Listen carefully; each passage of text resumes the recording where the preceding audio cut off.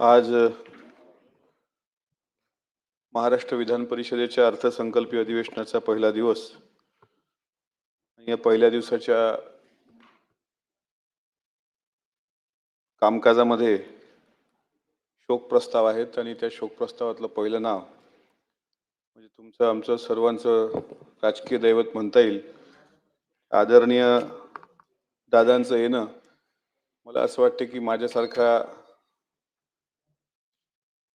कमनशिबी आणि माझ्यासारखा दुर्दैवी दादांच्या नेतृत्वात काम करणारा एक कार्यकर्ता, या कार्यकर्त्याला या पवित्र सभागृहाचं सदस्यत्वच 13 मे 2020ला आदरणीय अजितदादांच्या पुण्याईनं मिळालं.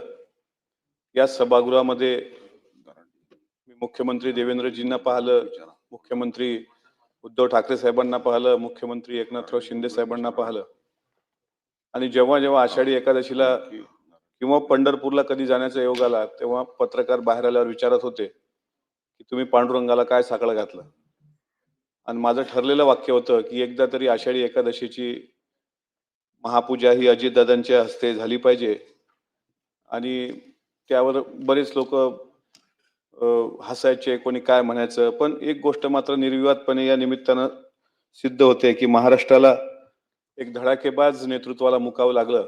आणि एक लेख मी मध्यंतरी वाचला होता की महाराष्ट्राला न गवसलेला एक उत्कृष्ट मुख्यमंत्री किंवा न मिळालेला एक उत्कृष्ट मुख्यमंत्री, ही जी सल महाराष्ट्राच्या मनात आहे ती कायम राहील.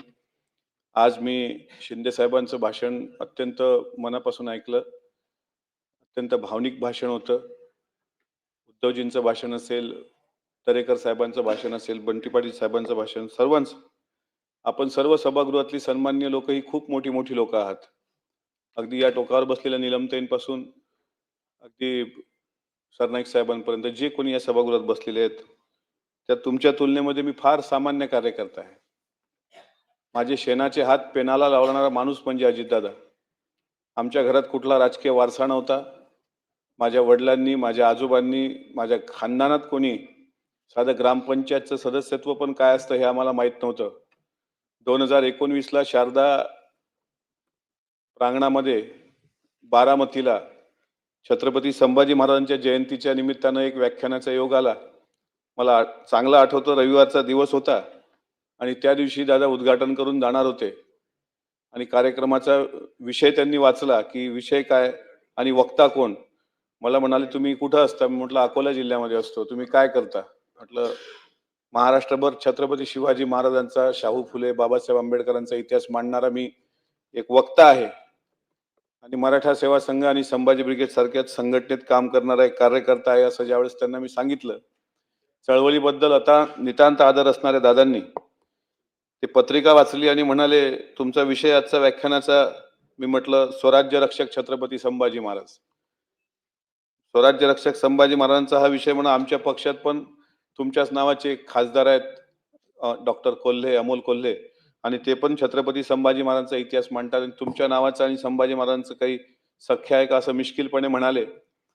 आणि माझ्या भाषणाला सुरुवात होण्यापूर्वी मी विनंती केली होती आयोजकांना की दादांनी कार्यक्रमाचं उद्घाटन करून निघून जावं पुढं. पण दादांना कोणीतरी सांगितलं आयोजकांपैकी की दादा भाषण संभाजी महाराजांचं चरित्र या वक्त्याच्या तोंडून ऐका, हा जरा वेगळ्या पद्धतीने मांडतो. आणि दादांनी गाडी टर्न केली आणि श्रोत्यांमध्ये जाऊन बसले आणि 2 तास 15 मिनिटं दादांनी ते पूर्ण भाषण ऐकलं. आणि भाषणानंतर ऐकल्यानंतर 3 महिन्यानंतर मला दौंड शुगर कारखान्यावरून त्यांचे स्वीय सहाय्यक अनिल ढिकले यांचा फोन आला. माझ्याकडे नंबर पण नव्हता. मी बीड जिल्ह्यामध्ये शिवजयंतीच्या व्याख्यानाला होतो. त्यावेळेस दादांनी म्हटलं मी 3 महिन्यापूर्वी तुमचं बारामतीला व्याख्यान ऐकलं. संभाजी महाराजांवर खूप चांगलं बोललात तुम्ही. तुम्हाला कधी मुंबईला येता आलं तर या आणि मला पक्ष कार्यालयात भेटा. त्यावेळेस पक्ष कार्यालय बलाट पेअरला होतं, पण त्या दिवशी ते बंद होतं. आणि मग बिफोर बंगला होता विरोधी पक्षनेते धनंजय मुंडे साहेबांचा, आणि तिथे मला भेटीचा वेळ ढिकले साहेबांनी दिला. आणि त्यानंतर त्यांनी मला विचारलं की तुम्ही काम करणार का. मी म्हटलं हो, आमच्या पक्षात येणार का. दादा माझा काही राजकारणाशी संबंध नाही, पण तुम्हाला पाहायला भेटलं हेच माझं सौभाग्य समजतो. त्यामुळे तुमचं येत असाल तर तुम्हाला आम्ही पक्षात जबाबदारी देऊ. जयंत पाटील साहेब पण होते. मला चांगलं आठवतं भुजबळ साहेब तिथे होते. हे माझा अनुभव मी सांगतोय आणि त्या त्या अनुभवातून, कारण माझ्यापेक्षा सर्व अनुभवी लोक आहेत. तुम्ही प्रशासकीय अनुभव दादांचे सांगितले, पण मला एक खाजगीच अनुभव दादांचा सांगायचा होता. त्या दिवशी झालं असं, की जयंत पाटील साहेब म्हणाले, की "तुम्ही बूथ बांधणीचा कार्यक्रम पक्षाच्या हाती घ्या." त्यावेळेस दादा मिश्किलपणे हसले, म्हणत, "हा बूथ बांधणीच्या कामाचा माणूस नाहीये. हा जरा मैदान मारण्याच्या कामाचा दिसतो. त्याच्यामुळे याला महाराष्ट्रभर आपण फिरवूया." आणि शिवस्वराज्य यात्रा खासदार कोल्हे साहेबांच्या आणि उदयन महाराजांच्या नेतृत्वात महाराष्ट्रात निघाली होती. आणि त्या शिवस्वराज्य यात्रेमध्ये सहभागी होण्याकरता दादांनी मला म्हटलं, की "तुम्ही या यात्रेमध्ये सहभागी व्हा." त्याच दिवशी पक्षातल्या अनेक लोकांनी पक्ष पण सोडून दुसऱ्या पक्षात गेले होते. पक्ष खाली झाला होता. आणि जवळपास दादांनी अमोल कोल्हे, खासदार डॉक्टर अमोल कोल्हे साहेब यांच्यासोबत मला महाराष्ट्रभर एक संधी दिली. शिवस्वराज्य यात्रेच्या माध्यमातून मी महाराष्ट्रभर फिरलो आणि त्याच्यानंतर 3 महिन्यांनी 2019च्या विधानसभेच्या निवडणुका लागल्या आणि मग मला पण लोकांनी प्रचार सभेच्या निमित्तानं मागणी केली आणि मग आमच्या पक्षाच्या बरेच आमदार निवडून आले. महाराष्ट्र गाजवता आला, दादांसोबत फिरता आलं, प्रत्येकाच्या सभेला जाता आलं आणि 68 सभा. जीवनात कधी एसटी प्रवास न करणारा, म्हणजे फार कमी करणारा मी व्यक्ती. 68 सभा 2019ला मला मिळाल्या विधानसभेच्या. त्यावेळेस दादांनी पक्षाचा प्रचार करायला मला पहिल्यांदा हेलिकॉप्टरची व्यवस्था करून दिली आणि हेलिकॉप्टरमध्ये मी आणि जयंत पाटील साहेब यांनी पूर्ण महाराष्ट्र पिंजून काढला. तो माझ्या जीवनाचा पहिला हेलिकॉप्टर प्रवास होता. पराभवानंतर रमेश थोरात दौंडचे विधानसभेचे सन्माननीय माजी सदस्य, त्यांचा 650 मतांनी पराभव झाला होता आणि कार्यकर्त्यांनी एक पराभवाचा मेळावा घेतल्यानंतर दादांनी म्हटलं, की एखादी सभा जर धनंजय मुंडे साहेबांची किंवा दादांची किंवा कोल्हे साहेबांची झाली असती तर ते 700 मताचा फरक निघाला असता. तर कार्यकर्त्यांनी म्हटलं, जाऊ द्या, आता विधानसभा गेली तर जाऊ द्या, पण त्यांना विधान परिषदेवर संधी द्या." तेव्हा दादा चिडले आणि दादांच्या तोंडून आपसूक निघालं, की "काय आता तुम्हाला विधानसभेत संधी देतो, त्यात तुम्हाला निवडून येता येत नाही, आता विधान परिषद पण मागता. आता नाही, त्या पोरगं लय फिरलंय जरा पक्षासाठी, त्यानं जीवाचं रान केलंय. मी करन तर आमदार त्यालाच करन." आणि ती टीव्हीवर बातमी आली. त्यावेळेस मी अमरावती जिल्ह्यामध्ये एका कार्यक्रमामध्ये होतो आणि मला वाटलं टीव्हीवर अशी बातमी जरी आली तरी हे किती म्हणजे सुखद धक्का आहे हा, की आपल्याला म्हणजे एक सर्वसामान्य कुटुंबातला माणूस. मी आज प्रामाणिकपणे या सभागृहात सांगतो, की माझ्या वडिलांनी दुसऱ्यांच्याकडे फक्त सालगडी म्हणून काम केलंय 20 वर्ष. त्यांच्याकडे शेण काढणं, गायी धुवणं आणि बैल चारणं, पुरण आणणं शेतामधलं, अशा कुटासा या छोट्याशा गावात, खारपान पट्ट्यातलं गाव, जिथं आता कपाशी व्यतिरिक्त दुसरं कुठलंच पीक घेता येत नाही.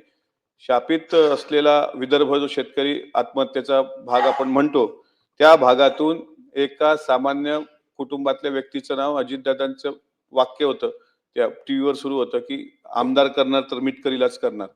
आणि कोरोना लागला होता आणि कोरोनाच्या काळात मला 9 मेला फोन आला दादांचा.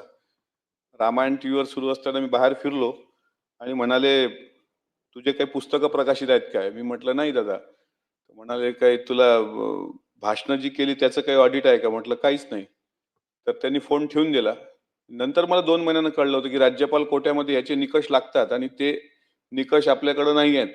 म्हणून दादांनी विधानसभा सदस्यातून विधान परिषदेवर आणण्याकरता एकटे दादा, म्हणजे पूर्ण पक्षाच्याही लोकांचा विरोध असताना, मी अगदी जबाबदारीने सांगतो, सतीश चव्हाण साहेब तुम्ही याचे साक्षीदार आहात, आणि त्यावेळेस 2 नावं फायनल झाली होती. एक शशिकांत शिंदे साहेब आणि 115 लोकांमधून शॉर्टलिस्ट काढून दुसरा अमोल मिटकरी, जो या महाराष्ट्र विधान परिषदेच्या पवित्र सभागृहाचा सदस्यत्व ज्या दिवशी उद्धव साहेबांनी शपथ घेतली, ज्या दिवशी नीलमताईंनी शपथ घेतली, राजेश राठोड साहेब होते, आम्ही सगळे 9 लोक, आणि त्या दिवशी दादांच्या आशीर्वादानं मी या परिषदेवर आलो.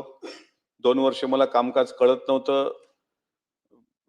कशा पद्धतीनं सभागृहाची आयुध मांडायची कळत नव्हतं. रामराजे साहेब त्यावेळेस सभापती होते, त्यांना पण भेट होतो. नीलमताई उपसभापती होत्या, त्यांचं खूप मार्गदर्शन असायचं. आणि कोरोनाच्या काळात मंत्रालयात गेल्यानंतर पहिल्यांदा